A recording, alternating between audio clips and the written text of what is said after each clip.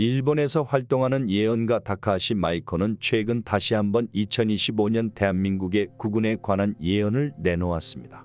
그녀는 일본에서 오래전부터 신점이나 영매, 예언 분야에서 활동해 오며 서서히 이름을 알려왔습니다.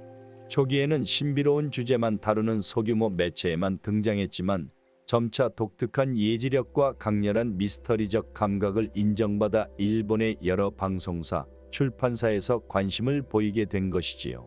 최근에는 한국의 2025년 예언을 중심으로 이야기를 펼쳐서 일본뿐 아니라 한국인들도 그녀에게 주목하고 있습니다.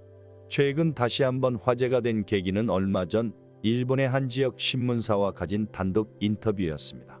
이 인터뷰에서 다카하시 마이코는 다가올 2025년 한국에서 매우 중요한 사건들이 연달아 벌어질 것이라고 말했습니다.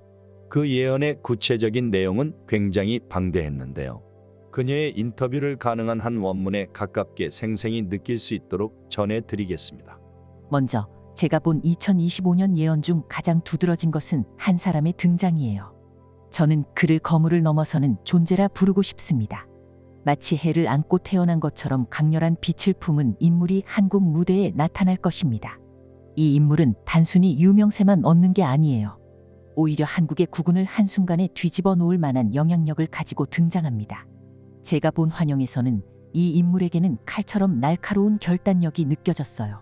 그는 단호하게 자신의 뜻을 펼칠 거고 주변에서 반대하거나 비판하는 이들도 다수 생길 것입니다. 하지만 그가 지닌 힘은 만만치 않아서 많은 이들이 그를 함부로 막아설 수 없게 되리라 봅니다. 누군가는 이 거물급 존재를 나라를 살릴 영웅이라 부를 수도 있겠고 또 다른 이들은 그를 경계해야 할 위험인물로 인식할 수 있겠지요. 하지만 분명한 건 2025년경 그가 모습을 드러내면서 한국은 전혀 다른 국면으로 뛰어들 수 있다는 점입니다. 다음으로 저는 커다란 상을 보았습니다. 이 상이란 거대한 장례식을 의미해요. 보통 사람의 죽음이 아니라 전 국민이 슬픔을 공유할 정도로 중요한 인물이 세상을 떠나는 장면이 보였어요. 국립묘지 앞에서 수많은 이들이 고개를 숙이고 있고 애도를 표하고 있습니다. 이것이 정확히 누구의 죽음인지는 환영에서 명확히 드러나진 않았어요. 다만 나라 전체가 흔들릴 정도로 큰 충격이 될 것이고 동시에 새로운 시대가 열릴 징조처럼 느껴졌습니다. 그리고 땅에 관한 이야기도 제 신점에 나타났습니다. 여러분이 조금 놀라실 수도 있지만 2025년 하반기를 기점으로 한국의 부동산 시장이 크게 요동치는 모습이 보였어요. 이 움직임은 단순히 가격이 오르고 내리는 문제가 아니라 어떤 큰 재편이 있을 거라는 시그널로 보입니다. 아무나 쉽게 뛰어들 수 있는 것은 아니지만 제대로 판단해 움직인다면 적지 않은 이득을 볼 수 있다고 저는 느꼈어요. 반대로 무리하거나 정보를 잘못 파악한다면 큰 위험이 뒤따를 수 있겠지요. 또 경제적 스캔들과 관련해 철가방이 보이는데 이 철가방이라는 이미지는 막대한 금전을 숨기거나 빼돌린다는 상징으로 다가왔습니다. 한국 사회에서 이전에도 돈 관련된 사건이 한번 크게 터진 적이 있을 텐데 그와 유사하거나 그보다 더 큰 파장을 일으킬 수 있는 금전 스캔들이 다시금 벌어질 수 있다는 겁니다. 이로 인해 공직자나 재계 인사들이 곤욕을 치르거나 정치권 전반이 흔들리는 상황이 전개될 가능성이 있겠네요. 제가 특히 주목하는 건 새로운 지도자의 결정입니다. 앞으로 등장할 또 다른 지도자가 아주 중요한 도장을 찍는 모습이 선명하게 보였어요. 이 결정은 한국 내 사안에 국한되지 않을 거예요. 오히려 외교나 국제 문제 혹은 전 세계가 관심을 가질 수밖에 없는 상황일 듯합니다. 제가 보기에 이 도장은 한국을 우울하게 만드는 것이 아니라 오히려 상승 기류로 이끄는 중요한 열쇠가 될 겁니다. 물론 그 이면에는 치열한 이해관계 충돌이 있을 테고 한국 내부에서도 논란이 많을 거예요. 하지만 그 도장이 찍히는 순간 흐름이 확 바뀌고 한국이 새로운 미래로 나아갈 수 있는 전기를 마련하는 듯한 환영이 보였습니다. 그리고 마지막으로 2025년 한국을 크게 뒤흔들 수 있는 존재가 서쪽에서 온다고 저는 느꼈습니다. 저는 그를 일단 서쪽의 빛이라 부르거나 조금 다르게 표현하면 촉매자라고 부르고 싶어요. 왜냐하면 이 인물이나 세력이 한국에 도착했을 때 여러 정치적, 경제적 이해관계가 한꺼번에 폭발적으로 드러나고 숨겨진 동맹이나 계약들이 표면으로 올라오면서 한국이 예상치 못한 운명적 갈림길에 서게 될 것이기 때문입니다. 어떤 사람은 그를 구원자라 볼 수도 있겠고 또 어떤 사람은 불안과 혼란을 가져올 인물로 볼 수도 있습니다. 중요한 건 그가 직접 무언가를 해내는 영웅이 아니라 갈등과 기회 모두를 한 번에 폭발시키는 촉매라는 점입니다. 정리하자면 2025년은 한국에게 그저 달력 속의 한 해가 아니에요. 제가 보는 환영과 신점에서는 그 시기가 한국의 국운을 결정하는 분수령이 될 수 있는 아주 특별한 시점으로 나타납니다. 거물급 인물의 등장, 국가적인 상, 부동산이라는 기회의 땅, 금전 스캔들, 그리고 새로운 지도자의 결정과 서쪽에서 온 비까지 이 일련의 사건들이 어떻게 맞물리느냐에 따라 한국의 미래가 완전히 달라질 거라고 생각합니다. 그 모든 가능성을 합쳐서 말하자면 한국이 지금껏 겪어보지 못한 도전과 기회를 동시에 받는 시기가 2025년에 열리는 것이지요. 많은 사람들이 이런 말을 들으면 너무 극적이다라고 하겠지만 저는 이것이 단순한 상상이 아니라고 믿습니다. 물론 예언은 어디까지나 가능성을 열어두는 것이고 현실은 사람들의 선택에 따라 조금씩은 달라질 수도 있겠지요. 하지만 제가 본 미래의 흐름은 이미 방향을 잡은 듯 보였습니다. 한국 내부에서 예고된 변화 그리고 외부 세계에서 한국을 향해 다가오는 변수가 합쳐지면서 한국은 지금까지와는 완전히 다른 존재감으로 국제 무대 위에 서게 될 수 있습니다. 저는 이 점을 강조하고 싶어요. 이상은 다카하시 마이코가 직접 인터뷰에서 밝힌 2025년 예언 중 일부 핵심 내용입니다. 그녀의 이야기가 일본 사회에 전해지자 현지 독자들도 놀라움을 감추지 못했습니다. 한국이라는 나라가 이제껏 막강한 잠재력을 보여온 것은 사실이지만 이렇게 구체적인 국운 변동과 새로운 지도자의 결정 그리고 서쪽에서 온 인물 등을 언급한 점이 매우 이례적이었기 때문입니다. 일부 해석가들은 그녀의 새로운 지도자에 대해 새로운 대통령이 나타날 것이라고 했지만 일부에서는 꼭 지도자가 대통령이 아닌 엄청난 영향력으로 사람들을 이끄는 인물이 나타나는 것이라고 해석합니다. 이 인터뷰가 나간 뒤로 일본 내에서는 한국이 머지않아 동아시아 질서를 넘어 전 세계가 주목할 새로운 스포트라이트의 중심이 될 수도 있겠다라는 의견들이 제법 나오고 있습니다. 원래부터 경제, 문화, 기술 등 다방면에서 한국을 연구하거나 흥미로워하는 시선이 적지 않았지만 최근 들어서는 미스터리한 운세와 신점이라는 색다른 키워드로 한국의 미래를 바라보는 이들도 생겨났다는 겁니다. 한편 다카하시 마이코는 인터뷰 후반부에서 한국인들에게도 일종의 조언을 건넸습니다. 그녀는 예언이라는 것은 언제나 복수의 가능성을 보여주는 창이라면서 2025년 예언이든 어떤 미래적 비전이든 그 자체를 두려워하거나 무조건 맹신하기보다 무엇이 열릴 수 있는가라는 관점에서 유연하게 바라보길 권했습니다. 예언은 작은 갈래길보다는 큰 경로를 제시한다는 입장이었죠. 그렇다고 해서 그녀가 자신의 말을 가볍게 여기지는 않았습니다. 오히려 다카하시 마이코는 한국의 국운과 운세가 큰 전환점에 와 있다는 것을 강하게 확신하는 듯했습니다. 이러한 예언이 일본에서도 주목받는 이유는 한국이 이미 글로벌 무대에서 상당한 역동성과 가능성을 보여왔기 때문입니다. 이런 맥락을 감안했을 때 다카하시 마이코의 예언이 단순한 상상으로 치부할 수만은 없다는 평가가 조심스레 나오고 있지요. 또 한 가지 눈여겨볼 점은 다카하시 마이코가 새로운 지도자가 찍는 결정적 도장에 대해 굉장히 긍정적인 뉘앙스를 비쳤다는 겁니다. 그녀의 말로는 그 도장 하나로 인해 한국이 상승 궤도에 오를 수 있다라는 이미지가 강렬하게 들어왔다고 하는데 이것이 과연 어떤 형태의 결정인지 구체적으로 예측하기는 어렵지만 외교적 합의, 역사적 협약, 국가 대개혁 등 다방면에서 추측이 무성합니다. 다카하시 마이코는 이를 두고 가장 극적인 사건은 언제나 가장 첨예한 갈등에서 비롯된다라는 말을 남겼습니다. 한마디로 예언 속에서 보여준 파란만장한 변화는 결코 순탄치 않을 것이라고 보는 거죠. 금전 스캔들이나 부동산 시장 변동, 국가적 상문 같은 불안 요인도 분명히 나타날 것으로 보이기에 한국은 어느 때보다 균형 감각과 지혜를 요구받게 될 것이라는 것이 그녀의 견해입니다. 제가 본 환영 중에는 고요하지만 엄숙한 분위기의 묘지 앞에 사람들이 길게 줄을 서 있는 장면이 있었어요. 모든 이가 슬픔과 존경심을 표하고 있는데 분위기가 단순한 추모를 넘어서는 것 같았어요. 마치 한 시대가 끝나고 다른 시대로 넘어가는 문턱을 지켜보는 느낌이었습니다.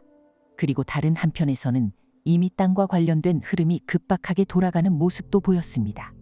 허허벌판처럼 보이는 지역이 갑자기 빛나는 기회로 변하고 사람들이 분주하게 움직이기 시작해요. 어떤 사람들은 그 기회를 잡아 부를 얻게 되지만 또 다른 사람들은 제대로 준비가 안 되어 위험에 빠지는 상황이었습니다. 2025년경 한국의 경제 현장이 한번 크게 뒤집히는 듯한 인상이 강하게 남았습니다. 이와 동시에 철가방에 돈이 가득 들어있는 모습이 스쳐 지나갔습니다. 그 돈은 공적인 루트가 아니라 누군가가 몰래 운반하거나 숨기는 인상을 줬습니다. 이미 한국에서도 과거에 이런 일이 있었다는 얘기를 들은 바 있는데 이번에는 그보다 더 큰 파문이 일어날 수도 있겠다고 생각합니다. 그리고 제가 가장 중요하게 여기는 환영이 바로 새로운 지도자가 도장을 찍는 장면입니다. 붉은색인지 검은색인지 확실치는 않지만 그가 크게 도장을 꾹 누르는 순간 한국의 운명이 전환점을 맞이하는 이미지가 머릿속에 꽉 들어찼어요. 이 지도자는 어찌 보면 가까운 미래에 등장할 리더처럼 보였습니다. 그 도장이 어떤 조약이나 합의 혹은 정책일 수도 있는데 그게 발표되는 순간 한국인들은 물론 전 세계가 동시에 놀랄 만한 사건이 될 가능성이 있어요. 마지막으로 서쪽에서 온 빛 또는 인물이라고 표현한 존재를 빼놓을 수 없습니다. 이 존재는 한국에 직접 도달하여 모든 수면 아래에 숨어있던 갈등과 열망을 한꺼번에 끌어올리는 촉매자 역할을 할 거예요. 이 인물이 야기하는 변화는 꼭 긍정적이라는 보장도 부정적이라는 단정도 어렵습니다. 단지 한국 사회와 국제 무대가 그를 중심으로 급격하게 재편될 수 있다는 게 분명히 보였어요. 약간의 과장처럼 들릴 수도 있겠지만 서쪽에서 온 빛이 한국의 미래를 재정의하는 교차점에 서 있는 느낌입니다. 결국 2025년은 한국의 운세가 최고조에 이르거나 혹은 거대한 위기 속에서 다시 도약하는 분수령이 될 수 있다 이렇게 말하고 싶네요. 그리고 이는 단순히 정치, 경제 영역에 국한되지 않습니다. 사회, 문화 그리고 국제적 위상까지 전부 연결되어 큰 흐름을 형성할 것으로 봅니다. 다카하시 마이코의 이러한 발언들이 전해지자 일본의 누리꾼들도 큰 흥미를 보였다고 합니다. 한국이 정말 그런 시기를 맞이할까? 서쪽의 빛이란 미국이나 유럽 혹은 전혀 다른 지역에서 오는 것인가? 곧 사실 여부를 확인하게 되겠지 등 다양한 반응이 올라왔지요. 그러면서도 이 예언이 실현된다면 일본 역시 영향을 받지 않을 수 없다라는 우려 섞인 의견들도 있었습니다. 한반도 정세가 흔들리면 자연스럽게 주변국, 특히 일본도 파급을 받게 되니까요. 전문가들은 한국이 만약 다카시 마이코의 말처럼 새로운 지도자와 함께 국제사회의 이목을 집중시키는 사건을 만들어낸다면 동아시아의 판도 역시 크게 요동칠 것이라고 전망하고 있습니다. 일본의 한 미래학 연구소 관계자는 다카시 마이코의 예언을 두고 이렇게 평했다고 합니다. 예언의 형태를 취하고 있지만 그 안에는 현재 동아시아와 국제사회의 흐름을 면밀히 꿰뚫는 통찰이 담겨있다. 라고 말입니다.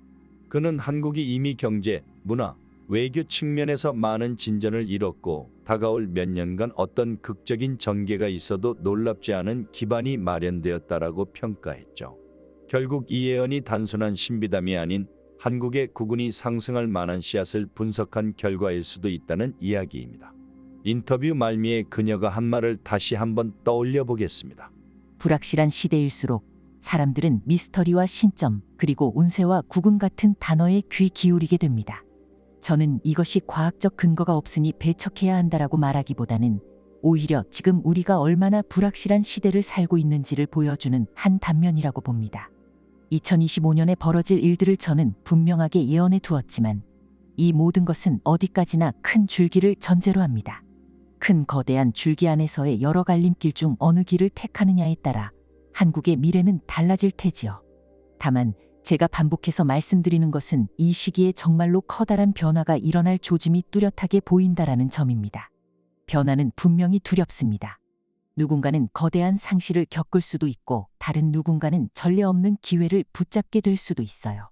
저는 여러분이 두려움보다는 스스로의 선택과 의지를 통해 이 변화를 바라보길 바랍니다. 한국이 가진 역동성과 잠재력은 결코 작지 않기에 오히려 이 예언을 계기로 한 단계 더 도약할 수 있으리라 믿습니다. 그 점이 제가 바라보는 한국의 운세가 가진 참된 가능성입니다. 다카시 마이코가 남긴 이 마지막 메시지를 곱씹다 보면 우리는 예언이 결코 정해진 미래가 아니라 조건부 미래를 보여준다는 사실을 다시금 인식하게 됩니다. 그럼에도 불구하고 많은 사람들이 그녀의 미스터리한 시각에 주목하는 이유는 지금 한국이 이미 새로운 흐름의 문턱에 서 있다고 느끼기 때문일 것입니다. 거물급 인물의 등장, 국가적 상을 초래할 만한 큰 죽음, 부동산이라는 기회의 땅, 금전 스캔들, 새로운 지도자가 찍을 결정적 도장, 서쪽에서 온 빛 혹은 촉매, 이처럼 상징적인 키워드가 동시에 2025년에 맞춰지는 것을 보면 확실히 평범한 한 해는 아닐 듯합니다. 우리는 이미 얼마 남지 않은 시간 안에 이 예언이 얼마나 적중할지를 직접 체험하게 될 것입니다. 때로 예언은 일종의 경고가 되기도 하고 때로는 희망의 신호가 되기도 합니다. 다카하시 마이코의 2025년 예언이 그 어느 쪽일지는 이제 머지않은 미래의 판가름이 날 것입니다. 한편 그녀가 말한 서쪽에서 온 존재가 누구 혹은 무엇일지에 대해서는 논란이 많습니다. 미국이나 유럽 같은 전통적인 서방 세력일 수도 있고 혹은 중동이나 다른 지역에서 등장한 새로운 힘일 수도 있다는 추측이 나오죠. 어떤 이는 해외 교민 혹은 글로벌 금융자본을 빗댄 표현이라고 보기도 합니다. 어쩌면 특정 개인이 아닌 거대한 흐름 자체를 인격화한 상징일 수도 있습니다. 정리하자면 다카하시 마이코의 2025년 예언은 한국에 대한 심도 깊은 통찰과 미스터리한 감각이 어우러진 결과물이라 할 수 있습니다.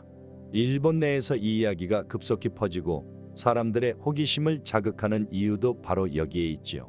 한 나라의 운세와 국운 그리고 그 미래가 결정될 분수령이 눈앞에 다가왔다는 서사에는 누구나 이끌릴 만한 긴장감과 매력이 있습니다. 역사적으로도 큰 변혁은 늘 예기치 못한 시점에 찾아왔고 그때마다 어떤 인물과 사건이 그 분수령을 만들어냈습니다. 다카하시 마이코는 말합니다. 2025년 한국의 운세는 단지 한 나라의 행운, 불운을 넘어 국제사회 전체의 재편까지 이끌어낼 수 있는 힘을 발휘할 것이다. 여러분은 이 주장에 대해 어떻게 생각하시나요? 과연 그런 일이 일어날 수 있을까요? 확실한 건 일본을 비롯해 세계 여러 나라가 이미 한국의 미래를 주목하고 있다는 점입니다. 때때로 국운이 꿈틀거리기 시작할 때 그 징후는 의외로 먼 곳에서 먼저 감지되기도 하는 법이지요. 부디 다카하시 마이코가 전하는 2025년 예언을 계기로 한국과 일본 그리고 전 세계가 더 나은 방향으로 함께 나아갈 수 있게 되길 기대해 봅니다. 변화는 언제나 두려움을 동반하지만 동시에 새로운 시대를 여는 열쇠가 되기도 합니다. 그리고 지금 우리는 그 문턱에 서 있을지도 모릅니다. 이상으로 다카하시 마이코가 일본의 지역 신문사와의 인터뷰에서 들려준 한국을 향한 운세와 미래에 대한 긴 이야기였습니다. 여러분의 해석을 댓글로 남겨주신다면 모두에게 큰 도움이 될 것 같습니다. 사랑하는 사람들에게 영상을 공유해 주시고 좋아요와 구독도 눌러주시길 정중히 부탁드리겠습니다. 시청해 주셔서 감사합니다. 2025년 을사년, 많은 예언가들이 대변혁의 시기 직전에 혼란과 어둠이 찾아온다고 말해왔습니다. 사명대사가 예언했던 아무것도 보이지 않는 시기가 바로 지금이 아닐까요? 한반도의 국운이 결정될 중요한 시점, 대한민국은 새로운 지도자를 필요로 하고 있습니다. 과연 이 혼란 속에서 모든 사람들을 통합할 지도자는 누구일까요? 우리는 지금 미래를 준비해야 할 때입니다. 오늘 사명대사와 그의 예언 내용을 자세히 알아보기 전에 구독과 좋아요 눌러주시면 영상 제작에 큰 힘이 됩니다. 사명대사는 임진왜란 당시 조선의 위기를 구한 승려로서 승병을 모집해 나라를 지키는 데 앞장섰습니다. 또한 그는 일본군에 의해 포로로 끌려간 백성 수천 명을 조선으로 돌려보내며 백성들에게 희망과 안정을 되찾아 주었습니다. 이로 인해 사명대사는 조선의 구국 영웅으로서 이순신, 권율과 함께 구국의 상징적인 존재로 기억되고 있습니다. 사명대사를 둘러싼 이야기는 후대에 이르러 다양한 설화와 기록으로 남아 있습니다. 특히 그가 보인 도술과 같은 신비한 능력에 관한 이야기는 민중들에게 신앙심과 용기를 주는 전설로 자리 잡았습니다. 그는 경상남도 밀양의 사대부 가문에서 태어났습니다. 그러나 어린 시절부터 불운이 닥쳐 15세에 어머니를 잃고 16세에는 아버지마저 돌아가시는 큰 시련을 겪었습니다. 이러한 비극 속에서 그는 삶의 방향을 찾기 위해 직지사로 들어가 승려의 길을 걷기로 결심하였습니다. 사명대사는 비범한 자질로 18세의 나이에 승과에 합격하며 학문과 불법에 모두 능통하다는 평가를 받았습니다. 그는 시문에도 능하여 당시의 유학자들과도 활발히 교류하며 학문과 수행을 병행했습니다. 32세가 되던 해 그는 선종의 본거지라 할 수 있는 봉은사 주지로 천거되었습니다. 이는 승려로서 최고의 영예라 할 수 있었지만 사명대사는 세속적인 자리와 명예를 거절하고 묘양산으로 향했습니다. 그곳에서 그는 서산대사를 스승으로 모시며 수행에 몰두했고 이후 전국의 명산을 돌아다니며 구도에 정진하였습니다. 1592년 임진왜란이 발발했을 때 그의 나이는 49세였습니다. 나라가 위기에 처하자 그는 서산대사의 부름을 받고 의승병 모집에 나섰습니다. 사명대사는 각지를 돌아다니며 스님들에게 이렇게 말했습니다. 지금과 같은 어지러운 시국을 만나고서야 부처님의 뜻을 따르는 자들이 왜 침묵하고 있는가? 이 위태로운 시기에 손을 놓고 있는 것이 과연 불법에 합당한 일인가?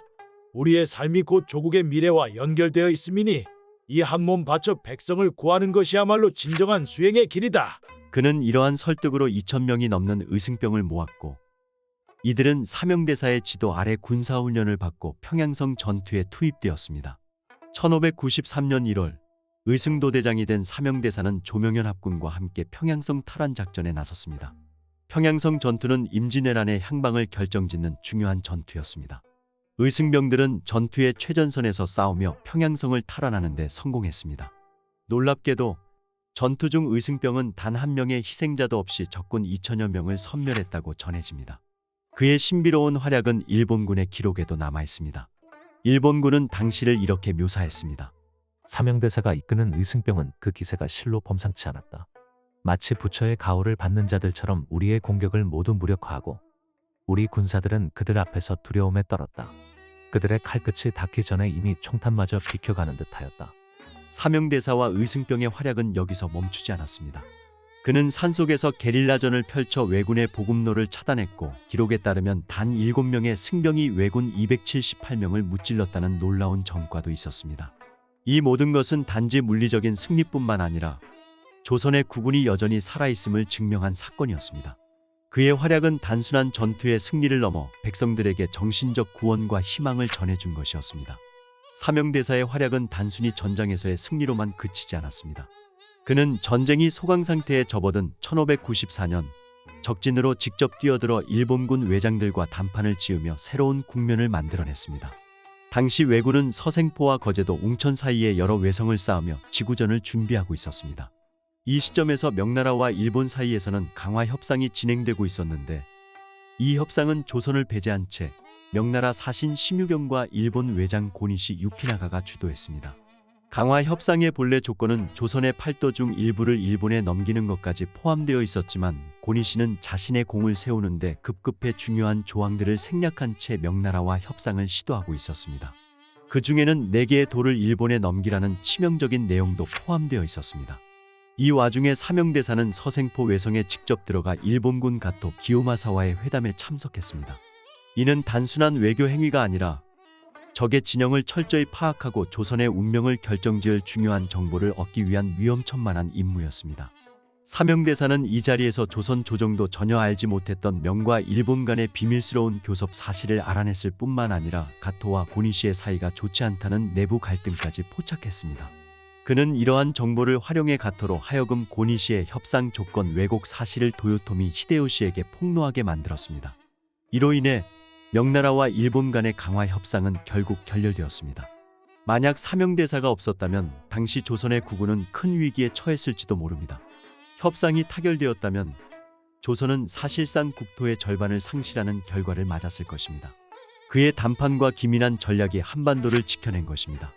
서생포 회담에서는 사명대사의 뛰어난 언변과 기계를 보여주는 유명한 일화도 전해집니다. 가토 기요마사가 그에게 물었습니다. 조선의 보배는 무엇인가? 그러자 사명대사는 태연하게 대답했습니다. 조선의 보배는 조선 것이 아니라 일본에 있어. 이 뜻밖의 대답에 당황한 가토가 그 보배가 무엇이냐고 재차 묻자 사명대사는 이렇게 말했습니다. 우리 조선에서 가장 귀한 보배로 여기는 것은 바로 당신의 머리요. 그러니 조선의 보배가 일본에 있다고 한 것이지요. 가토 기요마사는 그의 언변과 기세에 압도되어 말을 잇지 못했고 사명대사의 비범한 능력을 인정하지 않을 수 없었습니다. 그렇게 7년 동안 지속된 임진왜란은 결국 도요토미 히데요시의 갑작스러운 죽음으로 막을 내렸습니다. 그러나 전쟁이 끝난 후에도 사명대사의 역할은 끝나지 않았습니다. 1604년 그는 선조로부터 일본의 재침 가능성을 조사하라는 특명을 받고 일본으로 건너갔습니다. 당시 그는 국서도 없이 미공식 사절단의 신분으로 위험천만한 외교적 임무를 수행해야 했습니다. 명나라를 배제하고 일본과 협상을 진행하는 것은 외교 문제가 발생할 가능성이 높았지만 그는 이를 감수하고 임무를 완수했습니다. 사명대사가 일본에 도착했을 때 일본인들은 그를 설보화상이라 부르며 환대했습니다. 설보화상이란 보배를 말한 스님이라는 뜻으로 서생포 회담에서 가토에게 한 그의 대답이 일본인들 사이에서도 화제가 되었기 때문입니다. 결국 사명대사는 단신으로 도쿠가와 이에야스를 만나 일본의 전쟁 책임을 인정하게 했고 재침 의지를 꺾는 데 성공했습니다. 또한 포로로 잡혀간 3천여 명의 조선 백성을 구출해 조국으로 데려오는 엄청난 성과를 거두었습니다. 사명대사와 도쿠가와 이에야스 간의 회담에 관한 구체적인 기록은 전해지지 않지만 이는 회담이 일본 측에 불리하게 돌아갔음을 방증하는 것이라 여겨집니다. 대신 그가 일본에서 보인 신비한 도술과 기이한 능력에 관한 전설은 지금까지도 이어지고 있습니다. 그가 보여준 신비로운 도술과 능력에 관한 전설은 단순한 설화가 아닌 사명대사의 지혜와 기계를 보여주는 기록으로 전해지고 있습니다. 사명대사가 일본에 사절로 입국했을 당시 일본의 지위 높은 인사들은 그가 가진 능력을 시험해 보기로 했습니다. 그들은 항구에서 궁궐로 향하는 길에 병풍을 세웠는데 이 병풍에는 마치 수십 명의 필경사가 작업한 듯 빼곡히 글씨가 적혀 있었습니다. 병풍의 길이는 가히 30리를 넘었으며 이를 빠르게 지나가며 모두 읽어내는 것은 불가능에 가까운 일이었습니다. 사명대사는 가마에 태워진 채 병풍 옆을 지나갔습니다. 궁궐에 도착하자 그를 맞이한 인사가 물었습니다. 이름 높은 스님께서 오셨구려. 병풍 속 글씨를 보셨소? 이에 사명대사는 병풍 속 글을 처음부터 끝까지 외우듯 읊었습니다. 심지어 글자의 획 하나까지 정확히 짚어냈습니다. 다만 한 폭의 글에 대해서는 언급하지 않았고 이유를 묻자 그는 태연히 대답했습니다. 그 한 폭은 바람에 접혀 보이지 않았소. 이후 확인해보니 실제로 그 한 폭의 병풍이 바람에 접혀 가려져 있던 것이었습니다. 이를 본 일본인들은 그의 지혜와 관찰력의 경악을 금치 못했습니다. 또 다른 이야기도 전해집니다. 사명대사가 일본에 있을 때 그의 명성을 시기한 일본인들은 그를 시험하기 위해 방바닥 밑에 철판을 깔고 밤새도록 불을 지피는 계략을 꾸몄습니다. 사명대사는 이러한 속셈을 간파하고 방 안의 벽에 서리 상자와 얼음 빙자를 써 붙였습니다. 이어 정신을 가다듬고 비밀진언을 외우며 밤새 좌선에 들었다고 합니다.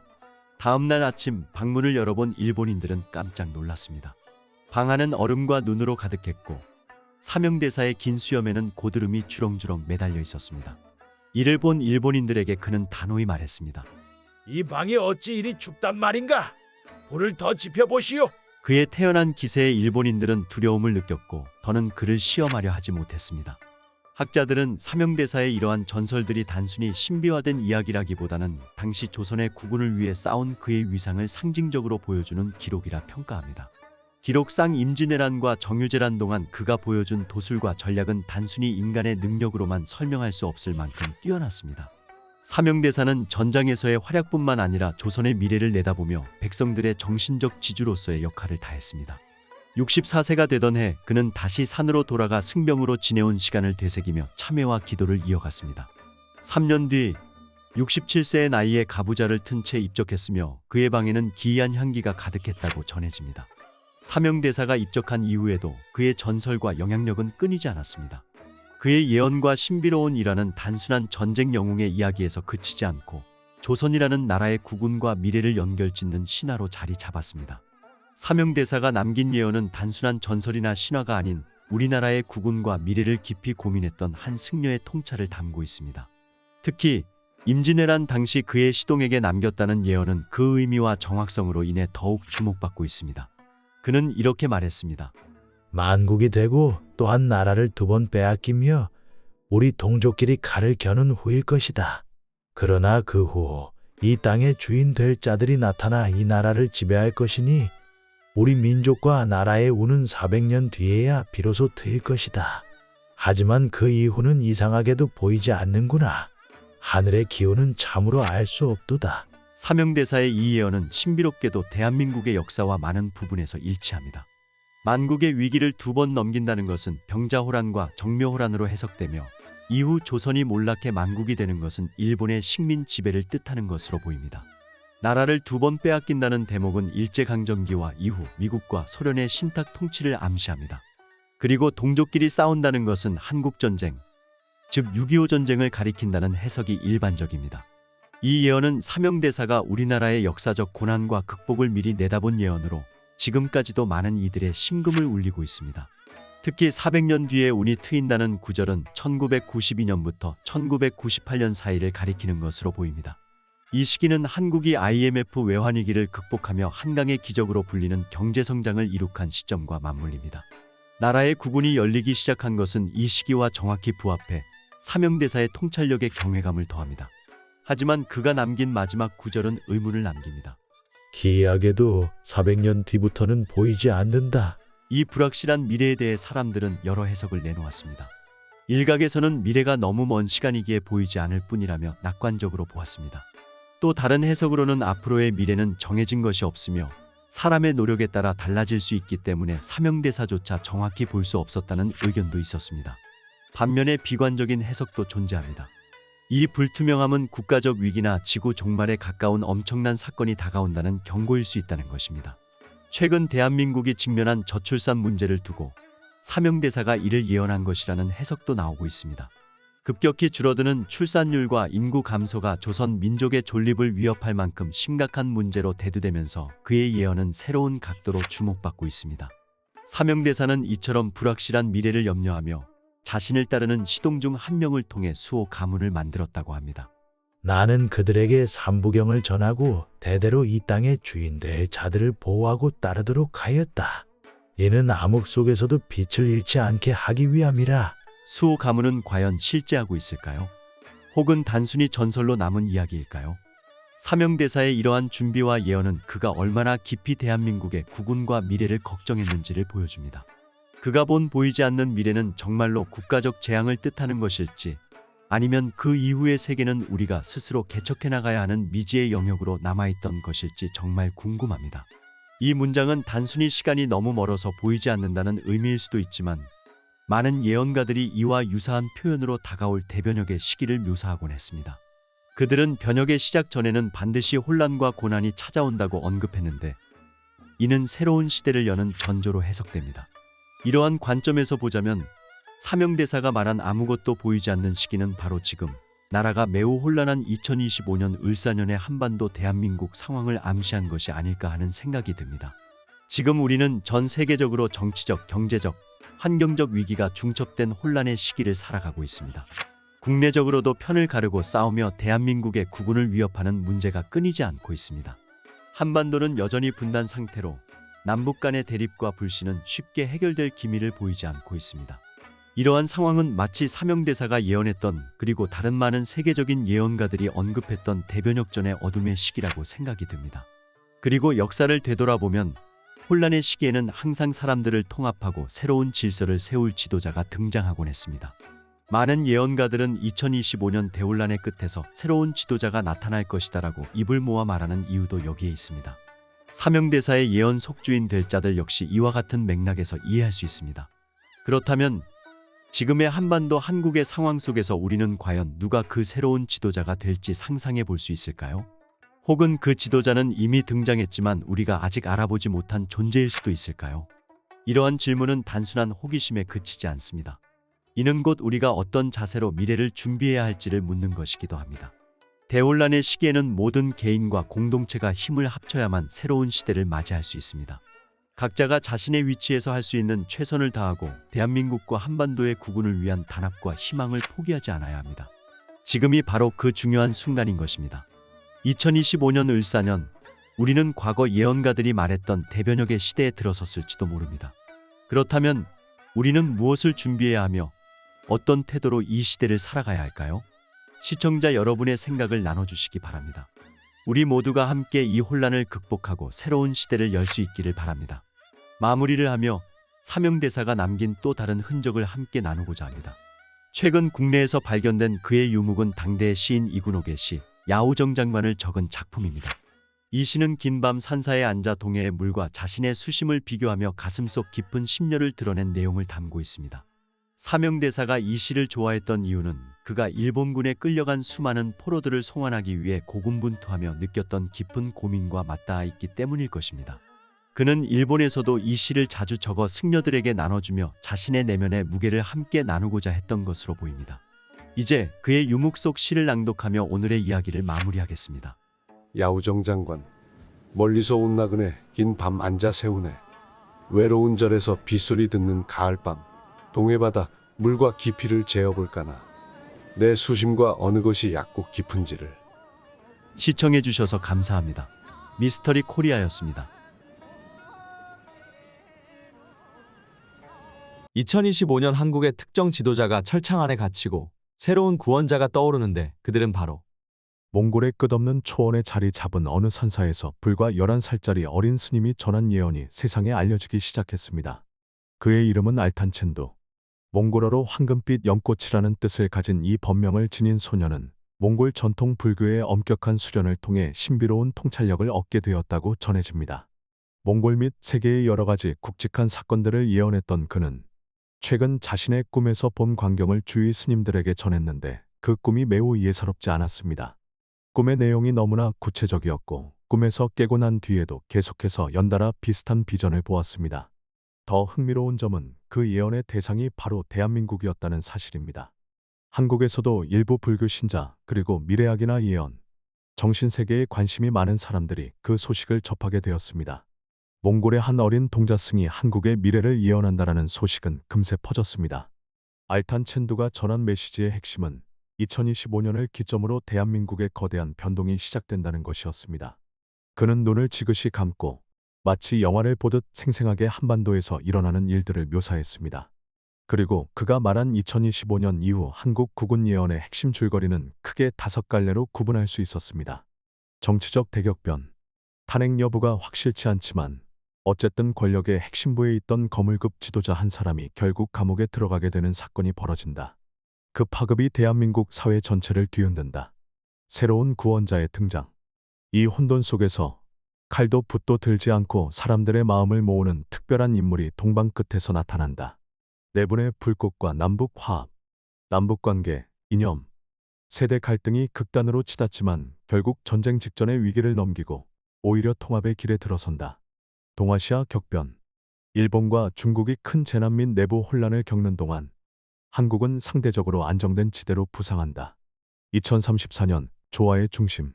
멀리 2034년이 되면 한반도는 전 세계가 주목하는 정신적, 문화적 중심지로 도약한다. 이 5가지 흐름이 어떻게 이어지는지 그리고 정말로 실현 가능성이 있는지에 대해서는 사람마다 의견이 엇갈립니다.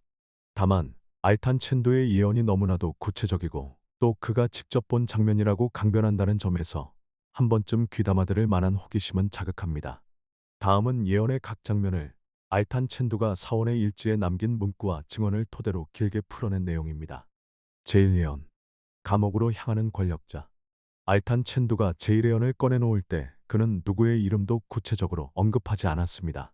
대신 높은 자리에 있던 한 인물이 감옥에 들어가는 광경을 보았다고만 말했습니다. 스님들의 기록에 따르면 그의 예언은 다음과 같은 형태로 전해집니다. 거대한 관문이 두드려지고 사람들은 이미 그 문이 열릴 것을 예감하고 있었다. 2025년 여름과 가을 사이에 높은 자리에 오른 자가 끝내 그 자리에 더 머무를 수 없게 되리라. 재판정의 판결이 내려지고 하늘에 이름이 울려 퍼지니 그 사람은 강철 문 뒤로 사라져 버렸다. 그를 따르던 이들은 망연히 눈물을 흘렸고 반대하던 이들은 환호했으며 도대체 왜 이런 일이 벌어졌는지에 대해 온 나라가 갈라져 싸웠다. 통상적으로 감옥에 가는 권력자라 하면 대통령에 대한 탄핵을 떠올리기 쉽습니다. 혹은 국가 지도자를 넘어 야당의 리더나 강력한 정치 권력자가 사법 처리되는 상황을 상상할 수도 있습니다. 알탄첸도는 이 부분에서 확실히 탄핵이란 말을 썼다고는 전해지지 않습니다. 그의 예언 문구 중에 큰 의외가 들끓는다. 재판정에 사람이 모여든다라는 표현이 있기는 하지만 반드시 현직 대통령의 탄핵만을 뜻한다고 단언할 수 없기 때문입니다. 이 때문에 한국을 비롯한 여러 해외의 예언 해석자들은 대통령이 탄핵으로 실각해 감옥에 간다는 해석과 야당 대표급 거물 정치인이 중대한 비리나 범죄로 실형을 받는다는 해석으로 양분되어 있습니다. 확실한 것은 알탄첸도가 한반도의 최고 권력자 급에 해당되는 인물이 철창 신세를 지는 결정적 장면을 보았다는 점입니다. 그가 말한 거대한 관문이 열리고 그 문 뒤로 사람이 사라진다는 이미지는 기득권의 몰락을 상징하기도 합니다. 예언 속에서 이 사건은 그 자체로 엄청난 폭풍을 일으켜 온 국민이 극도로 양분되고 서로를 향해 비난을 퍼붓는 사태를 초래합니다. 알탄첸도는 이 사태에 대해 이렇게 덧붙였다고 합니다. 이 나라가 갈라지는 것은 이미 예견된 일이니 사람들은 돌이킬 수 없는 강을 건너듯 분열을 겪는다. 높아 보이던 탑이 한번 부서져야 그 자리에 새로운 탑을 세울 수 있으리라. 하늘이 이미 그날을 찍어 두었기에 누구도 그 흐름을 바꿀 수는 없다. 2025년 전후의 대한민국은 권력자의 몰락을 계기로 대대적인 변혁기를 맞이하게 된다는 것입니다. 대중은 사건의 진상을 두고 연일 논쟁을 벌이고 서로가 서로를 적으로 보는 대립 구도가 한층 격화됩니다. 다만 알탄 첸도의 말 속에는 이 혼돈이 결국 미래로 가는 도약대가 될 것이라는 함의도 담겨 있습니다. 무너지고 갈라지고 깨지는 일이 있어야지만 그 이후에 새로운 길이 열린다는 맥락입니다. 알탄 첸도가 강조하는 것은 누가 감옥에 가느냐가 아니라 그 결과로 인해 대한민국 전체의 구도가 뒤흔들린다는 점입니다. 권위가 무너지고 그간 쌓여왔던 분노와 실망이 한꺼번에 분출되어 사회 전반에 걸쳐 불신이 만연해진다는 것이죠. 그리고 바로 그 시점에 다음 예언이 이어집니다. 제2예언, 동방 끝에서 나타나는 구원자. 제2예언은 무너진 권위를 대신해 새로운 중심이 될 만한 인물이 등장한다는 내용입니다. 알탄 첸도는 동방에서 나타나는 구원자라는 표현을 사용하면서 그 특징을 아래처럼 묘사했습니다. 낡은 지도가 불에 탔으나 그 지에서 한 사람이 일어섰다. 이상하게도 그는 칼도 붓도 쥐지 않았는데 백성들이 그를 따라 모이더라. 힘에 의지하는 자가 아니요 논리에 매달리는 자도 아니었으나 그의 말에는 사람의 마음을 깨우는 울림이 있었다.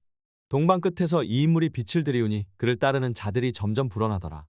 여기서 동방이라는 지리적 표현은 다른 예언서들처럼 한국이라는 위치 그 자체를 가리키는지도 모릅니다.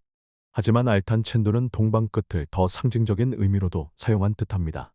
즉, 기존 질서의 한계에 도달한 더는 물러날 곳 없는 막다른 지점에서 완전히 새로운 길을 제시하는 자가 나타난다는 뜻으로 풀이할 수 있습니다.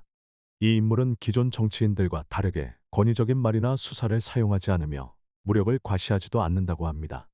단지 진심과 영적 울림을 담은 말로 사람들을 하나로 모읍니다. 알탄 첸도는 이 구원자가 정치가인지 종교가인지 혹은 시민운동가 같은 존재인지 직접적으로 밝히지 않습니다. 다만 그는 길 잃은 자들의 등불이 된다는 표현을 사용해 무너진 나라의 구심점을 만들어내는 존재임을 시사했습니다. 또한 오랜 칼자루와 붓끝에서 흘러나온 악취를 거부한다는 말은 과거의 권력자들이 사용하던 폭력이나 이념적 대결 구도에서 벗어나 있다는 의미이기도 합니다. 결국 이 구원자는 갈라진 땅을 하나로 잇는 다리 같은 역할을 하게 됩니다. 탄핵 또는 지도자급 인물의 감옥행으로 인해 상처받은 국민들의 마음이 그를 통해 서서히 치유되기 시작한다는 것이죠.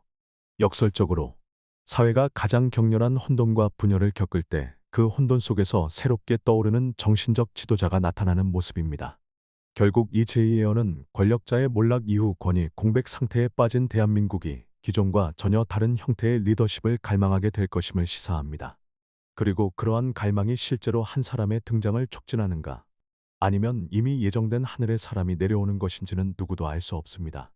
분명한 것은 이 인물이 혼돈의 국면을 새로운 전환점으로 만드는 열쇠를 쥐고 있다는 점입니다. 제3예언, 남과 북이 마주한 거대한 갈림길. 알탄 첸도의 예언에서 가장 극적인 부분 중 하나는 남북관계와 대한민국 내부 분열이 동시에 폭발하는 장면입니다. 그는 붉은 깃발과 푸른 깃발이 서로를 향해 불꽃을 뿜어내는 모습을 보았다고 합니다. 전통적으로 붉음은 북쪽 체제를, 푸름은 남쪽 체제를 상징해왔다는 해석이 많지만 반대로 국내 정치 이념이나 상징 색깔을 의미한다고 보는 견해도 적지 않습니다. 아래는 예언 속 문장 일부로 전해지는 내용입니다. 붉음과 푸름이 저마다 정의를 외치며 급기야 곧 피가 흐르기 직전의 위기까지 치달았다. 산이 높을수록 골짜기가 깊듯 서로를 향한 분노는 걷잡을 수 없었도다. 한순간만 더 지나면 불길이 온 땅을 태울 듯 했으나 찬바람이 불어와 그 불을 꺼뜨렸다. 그리고 그제야 붉음과 푸름은 서로가 같은 강물을 마시고 있었다는 사실을 깨닫게 되더라. 이 짧은 문단에는 복합적인 메시지가 담겨 있습니다. 첫째, 남과 북이 한반도에서 결정적 갈등을 맞이하게 될 수 있음을 시사합니다. 극단적 군사 충돌 혹은 심각한 대치 상황까지 다다를 수 있다는 전망이죠. 둘째, 좌와 우 혹은 세대 갈등 등으로 표현되는 남한 내부의 분열도 동시에 폭발할 수 있습니다. 그러나 그 끝에 찬바람이 불어와 모든 불꽃이 꺼진 뒤 한반도가 오히려 화합을 향해 가게 된다는 결론이 등장합니다. 불꽃이 꺼진다는 것은 단순히 의욕이 사그라진다는 의미가 아니라 파멸 직전에 이르렀던 갈등이 기묘한 방식으로 해소된다는 뜻으로 보입니다. 전쟁이나 대규모 충돌이 벌어지기 직전에 어떤 결정적 계기가 나타나 갈등을 단숨에 진정시키는 사건이 발생한다고도 볼 수 있겠습니다. 알탄 첸도는 이 장면을 두고 결국 하나가 되는 길은 뜨겁게 태울 만큼 태운 뒤에야 열린다고 했습니다. 이는 마치 용광로 속에 온갖 쇳덩이가 들어가 섞여 새로운 강철로 재탄생하는 이치와 비슷합니다. 서로가 해소되지 않은 앙금이 있는 상태에서는 반쪽짜리 통합이나 협력이 불가능하다는 것입니다. 또한 제2예언에서 등장한 구원자가 이 극적인 내분을 해소하는 데 큰 역할을 한다는 해석도 나옵니다. 정리하자면 제3예언은 한반도가 내부 분열과 남북 대치의 불길이 극도로 타오르는 시기를 맞이하나 결과적으로 큰 전쟁 없이도 그 갈등을 봉합해 나가는 드라마틱한 전개를 그립니다.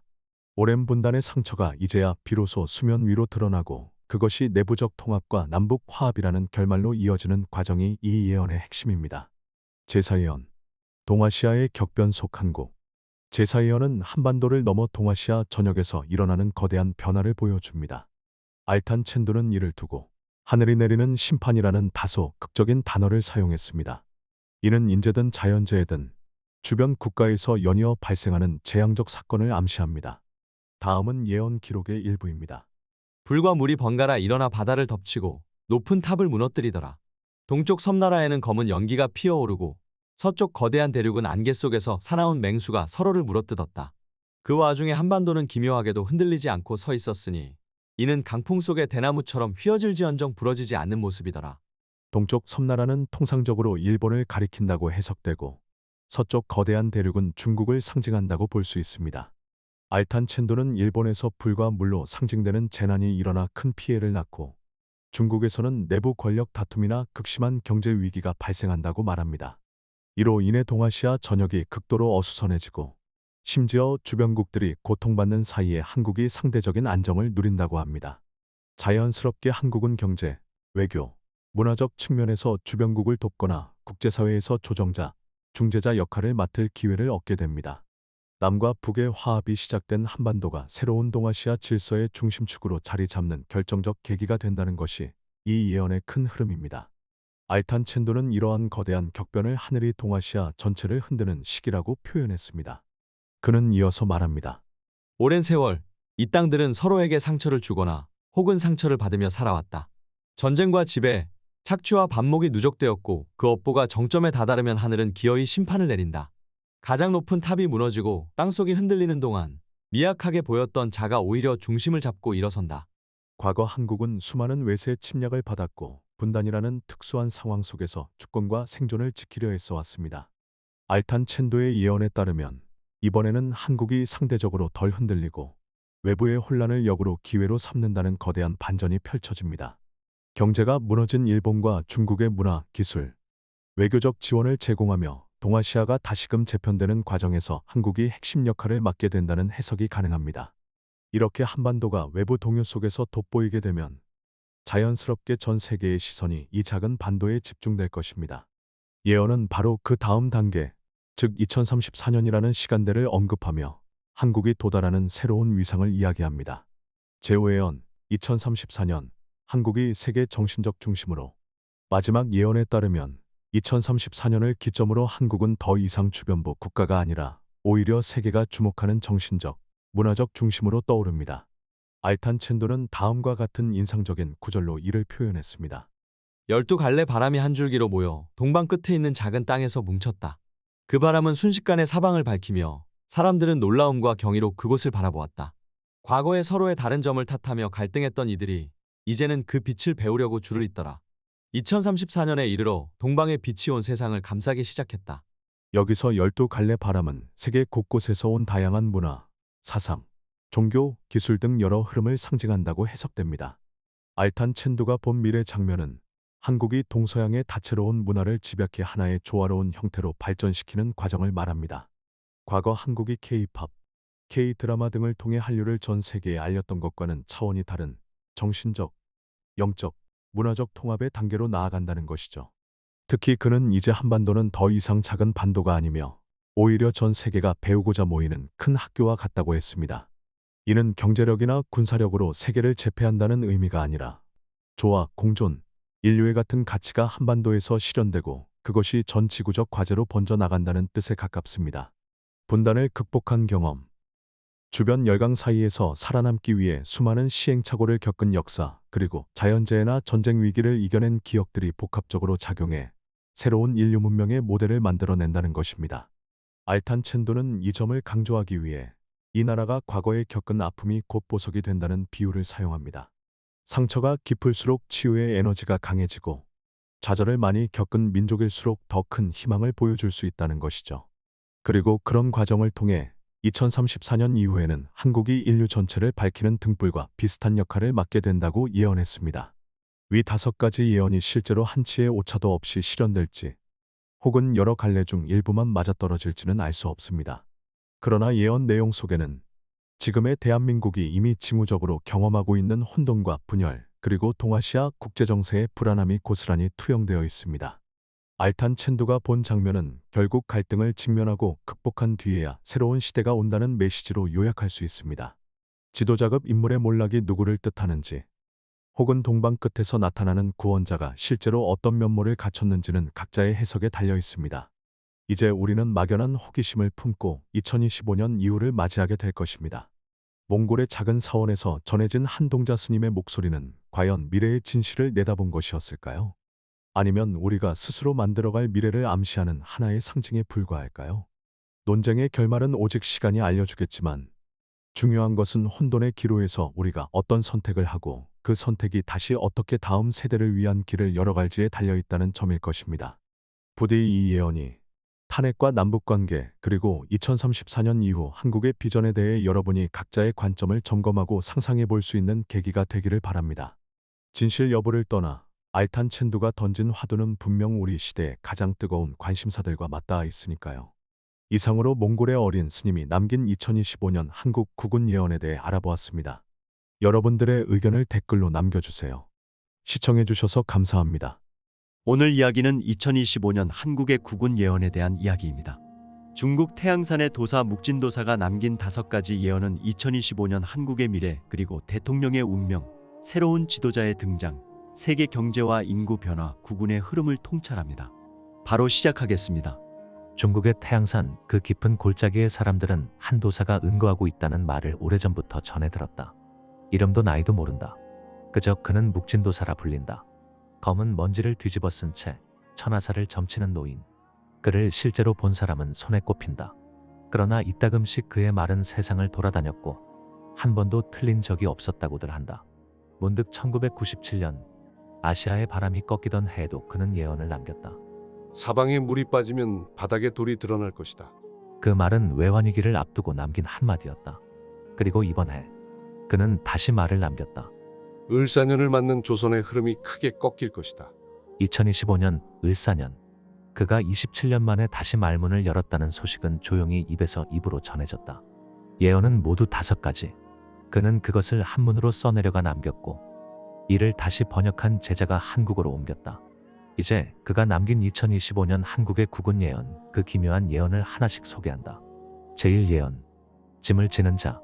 국운의 물꼬가 거슬러 오를 때 민심은 있고 권자에 안긴 자의 그림자는 어둡도다.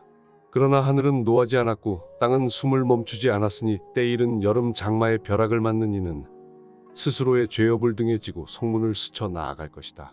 사람들이 울고 무리들이 고개를 젖히나 그 자는 나를 거두소서라 말하고 감옥의 문을 스스로 밀어 연다. 이는 짐을 짊어진 자의 의지요 훗날 이 땅의 균형을 바로잡으려는 고요한 발걸음이니라. 이 예언은 분명하게 말하고 있다. 2025년 한국의 지도자 한 사람이 감옥에 들어간다. 많은 이들은 분노하기보단 슬퍼한다. 왜냐하면 그는 끝까지 부정하거나 도망치지 않는다. 자신의 책임을 짊어지고 스스로 감옥으로 향한다. 도사는 이 인물을 짐을 지는 자라 불렀다. 그가 짊어진 것은 죄가 아니라 운명이었다. 한국이라는 배의 균형추, 혼란을 잠재우는 첫 시작으로 그는 스스로를 던졌다. 그 순간이 바로 2025년 국운의 방향이 바뀌는 전환점이었다. 이것이 바로 묵진도사의 첫 번째 예언이다. 제2예언. 그림자 속의 핀 꽃. 하늘은 빈 곳을 만들지 않고 큰 바람이 불어 나무를 쓰러뜨릴 때 뜻밖의 뿌리가 드러나 새 줄기가 솟나니라. 이름 없는 자, 문 밖에 머물던 자, 높은 자리를 바라보지도 않던 자가 백성 앞에 나아갈 것이다. 그의 말은 짧고 눈은 깊으며 행실은 곱고 무릎 아래 사람을 차별치 않으니 사람들은 처음엔 그를 의심하다가 어느 날 갑자기 그 사람이요 하고 입을 모은다. 마치 동지딸 첫눈처럼 조용히 와서 모든 것을 덮는다. 이 예언은 두 번째 지도자의 등장을 예고하고 있다. 기존 정치권, 기득권, 언론 모두의 예상을 벗어난 인물. 도사는 이 인물을 문 밖에 머물던 자라 부른다. 권력에 대한 욕심 없이 조용히 살아온 사람. 그러나 국민이 먼저 손을 뻗어 그를 부르게 될 것이다. 그의 눈은 깊고 말은 짧다. 어디선가 본 듯하지만 누구도 정확히 기억하진 못한다. 그의 등장은 조용하나 결과는 혁명적이다. 이것이 바로 2025년 두 번째 한국 국운 예언의 핵심이다. 사람의 운도 때를 따라 움직인다. 나라의 운도 마찬가지다. 그러나 세 번째, 네 번째 예언은 한 나라의 운을 넘어서 전 세계적인 흐름을 가리킨다. 묵진도사는 5 예언 가운데 2개를 한국이 아닌 지구 전체를 관통하는 흐름으로 남겼다. 그러나 그는 그것이 결국 한국에도 깊이 영향을 줄 것임을 강조했다. 그렇다면 이어서 세 번째 예언부터 들어보자. 제3 예언. 땅의 줄기, 물의 가지가 끊어지다. 을사년이 지나며 사해의 금줄이 끊기고 흙을 파던 손은 허공을 더듬으며 곡식은 무르익지 못하고 시장은 바람만 분다. 금은 돌이 되고 이름난 집은 빈 깃발만 날리며 밤에는 등불 대신 촛농이 떨어지리라. 그러나 옛날 누에를 기르던 자는 지금 명주를 꺼낸다. 준비한 자는 줄어드는 틈에서 기회를 얻고 잠든 자는 그 집의 벽마저도 다른 이에게 내어주게 되리라. 이 예언은 그야말로 경제의 큰 격변을 예고한다. 2025년 한국만이 아니라 전 세계가 경제적 고비를 맞게 된다. 가장 먼저 흔들리는 것은 금융이다. 묵진도사는 금은 돌이 되고 시장은 바람만 분다고 하였다. 이는 자산 가치의 붕괴, 즉 눈에 보이는 수치나 재산이 실질 가치를 잃게 되는 현상을 상징한다. 또한 곡식은 무르익지 못하고라는 구절은 실물 경제의 둔화를 뜻한다. 단순한 물가 상승이나 일시적 불황이 아니다. 전 세계적 자원의 흐름이 끊기고 땅의 줄기, 물의 가지가 사라지는 현상이다. 즉, 생산과 공급의 줄기 자체가 마비된다는 뜻이다. 그 속에서 그는 두 부류로 세상을 나눈다. 준비한 자와 잠든 자. 위기를 대비한 자는 오히려 기회를 얻는다. 잠들어 있던 자, 변화에 둔감했던 자는 자신이 살던 집조차 내어주게 되는 운명을 맞는다. 이 예언은 단호하다. 기회는 분명히 주어지지만 그것은 오직 준비된 자의 것이다. 제사 예언. 인연의 실이 끊어지다. 하늘은 사람의 수를 채우지 않고 땅은 그 무게를 감당하지 않으려 하니 집집마다 아이 울음이 끊기고 어르신의 발걸음은 점점 가벼워지며 대문은 닫히고 촌락의 등불은 바람에 꺼지나니 이는 자연의 순환이 아니라 사람들이 잊은 인연의 실이 끊어진 때문이니라. 그러나 새 물결은 다르다. 사람은 점을 따라 움직이지 않고 땅은 선을 나누지 않으며 바다 건너의 이웃이 곧 한지의 형제가 될 것이다. 이때 국경은 있으나 닫히지 않으며 나라의 이름은 있으되 울타리는 흐릿해지리라. 이 예언은 세계 인구의 감소와 국경 개념의 해체를 예고한다. 묵진도사는 말한다. 하늘은 사람의 수를 채우지 않고 이는 단순히 출산율 저하를 뜻하는 것이 아니다. 사람이 점차 줄어든다는 것, 그리고 그 수가 늘지 않는다는 것. 그는 이 현상이 자연스러운 흐름이 아니라 사람들이 인연의 실을 끊었기 때문이라 했다. 사람과 사람이 이어져야 할 관계를 무시하고 가족, 이웃, 공동체를 버렸기 때문에 결국은 외롭고 쓸쓸한 사회가 도래한다는 것이다. 하지만 이 예언에는 희망도 담겨 있다. 새 물결은 다르다. 그 물결은 국경을 의미 없게 만든다. 이웃은 바다를 건너오고 형제는 언어가 다르며 나라라는 개념은 점점 지리적 개념이 아니라 의지의 개념으로 바뀐다. 다시 말해, 이 예언은 인구 감소라는 위기와 국경의 해체라는 흐름을 동시에 보여주고 있다. 그 끝에는 새로운 형태의 세계, 하나의 공동체로 연결된 지구촌 사회가 남는다. 묵진도사의 경고. 묵진도사는 이 두 예언의 끝에 단 한 문장을 덧붙였다고 한다. 이 모두는 일찍 깨어난 자에게는 축복이요 잠든 채 아침을 맞는 자에게는 절망이 될 것이다. 그는 말한다. 이 격변은 누구에게나 공평히 찾아오지 않는다. 깨어있는 자만이 길을 보고 준비한 자만이 남는다. 이제 5개 중 4개의 예언이 남겨졌다. 그 예언은 전부 한국의 운명을 중심에 두고 흘러가고 있다. 그리고 이 예언들이 지목하는 마지막 갈림길이 있다. 그 마지막 이야기는 다음 5번째 예언에서 전해지게 된다. 사람들은 늘 묻는다. 앞으로는 어떻게 되는가? 도사는 대답하지 않는다. 대신 글을 남긴다. 그는 말보다 문장으로 말하는 사람이다. 묵진도사가 남긴 5번째 예언은 앞선 예언들과는 결이 다르다. 이 예언은 과거와 미래를 잇고 국가와 민족을 넘으며 사람과 사람 사이의 거리를 무너뜨린다. 도사는 이 예언을 새 하늘의 문이라 불렀다. 제5 예언. 한 사람, 하나의 땅. 이제 경계는 사라지고 나라는 그 이름만 남으며 흙은 누구의 것도 아니요 하늘은 누구만의 것이 아니니 백성은 말이 다르되 마음이 통하고 얼굴은 다르되 눈물은 같으며 이 땅은 그저 흘러온 발걸음을 받아들이는 그릇이 되리라. 아득한 옛날 백제의 배가 건너던 바다는 다시 열리고 고구려의 말발굽이 닿던 땅은 다시 울림을 전하며 조선의 붓이 스치던 벽에는 낯선 이의 글자가 함께 새겨지리니 이는 혼탁한 시대의 끝이자 한민족이 다시 길을 여는 순간이니라. 이 예언은 매우 상징적이다. 이전까지의 예언들이 현실에 대한 경고와 변화를 예고했다면 이 예언은 이후에 펼쳐질 길을 보여준다. 도사는 말한다. 경계는 사라지고 나라는 이름만 남는다. 이는 국경의 해체, 국가 개념의 전환을 의미한다. 군사력, 경제력, 정치 체계로 움직이던 국가의 경계가 문화, 언어, 공동체적 가치로 대체되는 시기를 뜻한다. 흙은 누구의 것도 아니요. 이는 토지 소유의 개념 변화를 말한다. 그 땅이 어느 나라의 것인가 보다 그 땅에서 어떻게 살아가는가가 중심이 되는 시대. 정치적 국적이 아니라 삶의 방식과 공동체 의식이 중요해진다는 말이다. 백제의 배, 고구려의 말발굽, 조선의 붓. 도사는 특별히 세 문장을 통해 한민족의 역사적 흐름을 언급한다. 백제의 배가 건너던 바다는 다시 열리고 고구려의 말발굽이 닿던 땅은 다시 울림을 전하며 조선의 붓이 스치던 벽에는 낯선 이의 글자가 함께 새겨지리니 이 세 문장은 각각 다음을 상징한다고 해석된다. 백제의 배, 문화의 교류와 바다를 통한 연결. 해양을 통한 동아시아 문화 공동체 복원. 고구려의 말발굽, 육로를 통한 확장성과 도전정신. 유라시아 횡단 경제 및 정신적 연결. 조선의 붓, 사상과 학문, 기록의 힘. 지식 공동체, 기록 중심 사회의 회귀. 결국 도사는 말한다. 한국이 과거에 단절되었던 그 길들을 다시 연결하게 된다. 그 중심에는 새로운 세대 그리고 깨어있는 민족의식이 있다고 본다. 예언의 해석, 한국의 위치와 의미. 묵진도사는 직접적으로 한국이라는 단어를 쓰지 않았다. 그러나 그는 분명히 한민족이 다시 길을 여는 순간이니라 라고 남겼다. 이는 단순히 한반도라는 지리적 공간의 의미가 아니라 민족의 정신, 역사 그리고 공동체적 의지를 뜻한다. 즉 2025년 이후의 흐름 속에서 한국은 새로운 세계 공동체의 축소판이자 그 정신을 이끄는 상징적 원형으로 작용하게 된다. 그동안 분단, 갈등, 역사 왜곡, 정치 혼란 속에서 끊어졌던 정체성이 이제는 세계 속 새로운 중심성으로 변화하는 것이다. 묵진도사의 마지막 문장. 묵진도사는 5번째 예언의 말미에 이런 문장을 남겼다. 때는 을사년이라. 하늘은 다시 처음을 열며 한국은 문을 닫지 않고 오히려 남은 이들을 품게 될 것이니 이것이 새 운의 시작이라. 그는 말한다. 2025년 을사년. 그 해는 단순히 격변의 해가 아니라 한국이라는 그릇에 새 운명이 담기기 시작하는 해라는 것이다. 이제 5개의 예언은 모두 전해졌다.